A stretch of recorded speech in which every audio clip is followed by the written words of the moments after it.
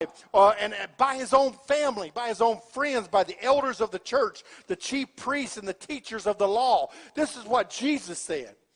Do you agree with me on that? He said, I must suffer many things from the elders and chief priests. It was the religious people.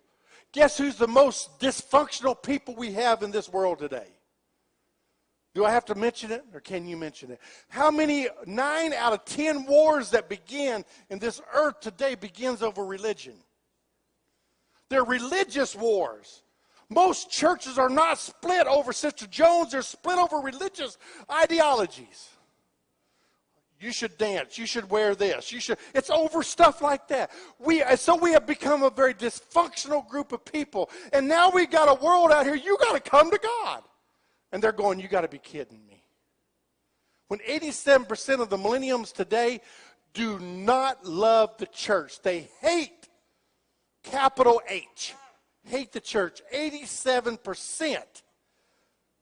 But they love God. I'm going, oh, they love God, but they hate the church. What happened? It's the man-made manuals and formulas that we put in there to isolate everybody from the world. It was at one time in my own growing up, my neighbors were going to hell.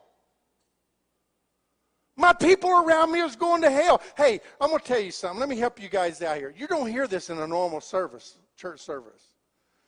They're going to pat you on the behind. They're going to kiss all the kids and send you home. A little story to tell. I'm telling you real things that can change our world and our kids that are going to hell in a handbasket as fast as they can. We need change agents. We need people to leave here and become the Christ to their community. Change the world they're around. Jody L., good to see you in church. Love you, man. And that's what you've got to be around, people that you care about them.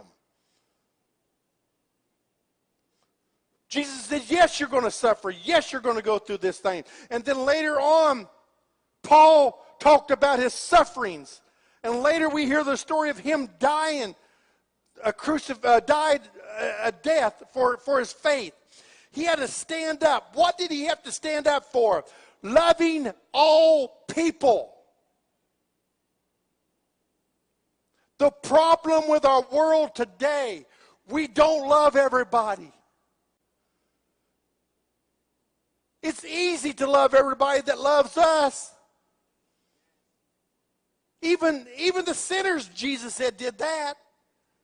But when you can cross the boundaries to those that are not of the same belief system, BS is what I call it.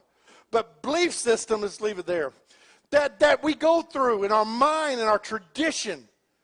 We've got a dying world that does not need to hear any more of this about denying ourselves. And Jesus did not tell us to deny ourselves and take up our cross so we can beat it over the heads of somebody else. He told us to deny ourselves and take up our cross so that he knew that me, Mark Abernathy, was a piece of nobody and that I needed to get myself right. He said, you take up the cross, Bo.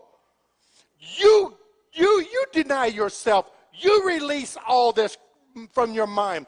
You are messed up. You're living in a mindset. And so the world doesn't see this, so it's easy for you. It's easy for you, brothers and sisters, to walk into Walmart and don't speak to nobody. I'm saved. Who are you?